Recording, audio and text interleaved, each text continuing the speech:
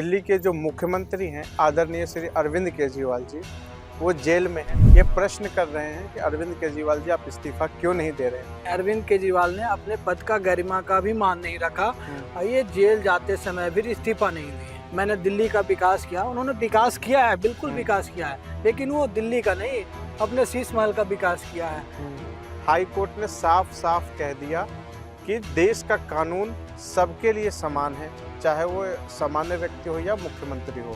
नई परिपाटी शुरू हो गई है कि आप लोगों को भ्रमित करो और जो वास्तविकता है उससे दूर रखो। जो अन्ना हजारे के आंदोलन में बोला करते थे कि जेल में डालो सोनिया गांधी को, डालो अखिलेश यादव को, डालो लालू यादव को, आज उन्हीं के साथ बैठ के खाना खा रहे हैं, डिनर कर रहे हैं, उन्हीं के साथ अलायंस करके चुनाव लड़ रहे हैं, इलेक्शन लड़ रहे हैं। प्रमुख कार्य है प्रधानमंत्री जी के युवाओं के प्रति, वो आप हमारे दर्शकों को बताना चाहें। लोग जॉब के लिए कम और बिजनेस के लिए लोग ज़्यादा सोचते हैं, जॉब लेना नहीं, जॉब देना चाहते हैं लोग। युवाओं बहुत खुश है मोदी जी के काम से। धारा 370 है 24, आज जम्मू कश्मीर जाके देखिए कितना डेवलपमेंट हो गया। 2000। जय श्री राम। नमस्कार, मैं देवेश तिवारी सभी को प्रणाम करता हूं। आज की वार्ता में हमारे साथ शुभम सिंह कश्यप जी हैं। आप एक युवा नेता हैं और युवाओं के बीच खासा लोकप्रिय है। तमाम राजनीतिक सामाजिक मुद्दों पे लगातार समाज में सक्रिय रहते हैं। स्वागत है शुभम जी आपका हमारे चैनल। नमस्ते दिवेश भाई जी, आपका कैसे हैं आप? बहुत बढ़िया, आप बताइए। आप दिल्ली में रहते हैं, युवाओं के बीच आप कामकाज करते हैं। जब हम लोग देखते हैं आज की वर्तमान स्थिति दिल्ली के जो मुख्यमंत्री हैं आदरणीय श्री अरविंद केजरीवाल जी, वो जेल में हैं और जेल से सरकार चला रहे हैं। भारतीय जनता पार्टी, तमाम नेता, दिल्ली के सामाजिक संगठन, सभी लोग ये प्रश्न कर रहे हैं कि अरविंद केजरीवाल जी आप इस्तीफा क्यों नहीं दे रहे हैं। जेल से शुभम जी सरकार कैसे चलेगी दिल्ली की? ये तो क्या मैं बोलूँ, इतना शर्म की बात है हमारे संविधान में। एक मुख्यमंत्री जेल में होकर सरकार चला रही है। लोग वो क्या सोचेंगे, क्या इसके बारे में नेगेटिव पॉजिटिव। आने वाला समय में इतिहास में आज तक का रिकॉर्ड रहा है कि कोई सीएम अपने पद पर रहते भर में जेल नहीं गए, लेकिन अरविंद केजरीवाल ने अपने पद का गरिमा का भी मान नहीं रखा और ये जेल जाते समय भी इस्तीफा नहीं दिए। ये तो अपने पद के दुरुपयोग तो करे। जैसे अरविंद केजरीवाल जी कहते कट्टर ईमानदार हैं, मैंने दिल्ली का विकास किया, उन्होंने विकास किया है, बिल्कुल विकास किया है, लेकिन वो दिल्ली का नहीं, अपने शीश महल का विकास किया है।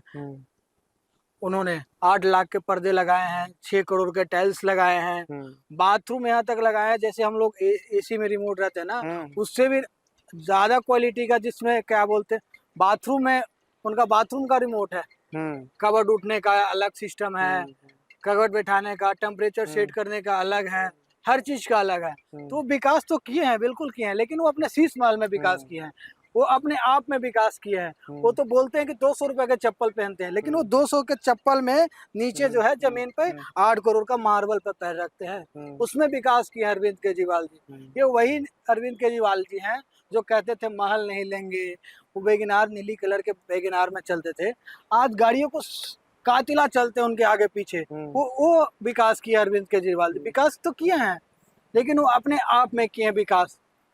अरविंद केजरीवाल जी को जब ईडी का समन जा रहा था, जब उनके मंत्री मनीष सिसोदिया जी की गिरफ्तारी हुई थी, जब सत्येंद्र जैन की गिरफ्तारी हुई, तब से ही अरविंद केजरीवाल जी बार बार बोल रहे थे कि ये भारतीय जनता पार्टी मुझे भी गिरफ्तार करेगी, हमारे नेताओं के भी गिरफ्तार करेगी। और लगातार ईडी की समन को जिस तरह से उन्होंने नज़रअंदाज किया, इसके बाद ईडी के समन को गैर संवैधानिक बताया। और जब उनकी गिरफ्तारी के बाद उनके पार्टी के जो नेता है, शीर्ष नेतृत्व, वो लगातार बीजेपी पे और सरकार पे हमलावर है कि उनकी गिरफ्तारी गैर संवैधानिक है, उनकी गिरफ्तारी नहीं होनी चाहिए। कल उन्होंने हाई कोर्ट में इसके विरुद्ध एक याचिका लगाई थी। हाई कोर्ट ने साफ साफ कह दिया कि देश का कानून सबके लिए समान है, चाहे वो सामान्य व्यक्ति हो या मुख्यमंत्री हो। ईडी ने उनके खिलाफ सबूत रखे हैं।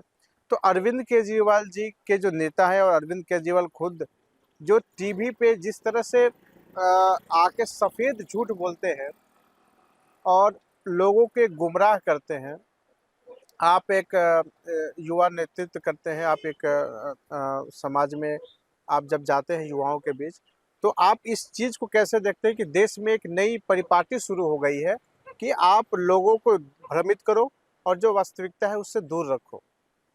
यही तो केजरीवाल जी कर रहे हैं शुरू हुँ, से लेके आज तक। हुँ, अन्ना हजारे के आंदोलन में हुँ, बोलते थे उस कुर्सी पर जो भी बैठता है भ्रष्टाचारी हो जाता है। हुँ, खुद भ्रष्टाचारी हैं। हुँ, वही केजरीवाल जी हैं जो अन्ना हजारे के आंदोलन में बोला करते थे कि हुँ, जेल में डालो सोनिया गांधी को डालो, हुँ, अखिलेश यादव को डालो, लालू यादव को। आज उन्हीं के साथ बैठ के खाना खा रहे हैं, डिनर कर रहे हैं, उन्हीं के साथ अलायंस करके हुँ, चुनाव लड़ रहे हैं, इलेक्शन लड़ रहे हैं। हुँ, यही कांग्रेस को ये गाली देते थे। हुँ, आज उसी कांग्रेस के साथ वो बैठ के डिनर कर रहे हैं, चुनाव लड़ रहे हैं दिल्ली में।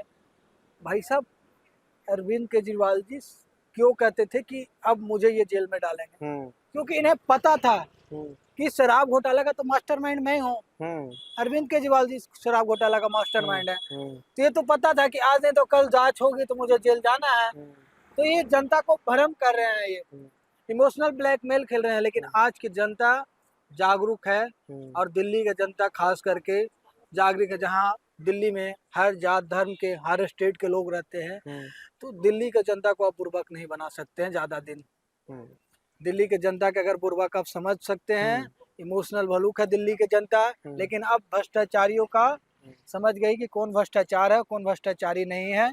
तो आप जिस व्यक्ति को कहते थे जेल डालो, हुँ। ईडी का जांच करवाओ, आज उन्हीं के साथ आज गठबंधन उन्हीं के थे। साथ गठबंधन है, आप पे जांच हो रही है तो आपको बुरा लग रहा है हुँ, भाई जी बा।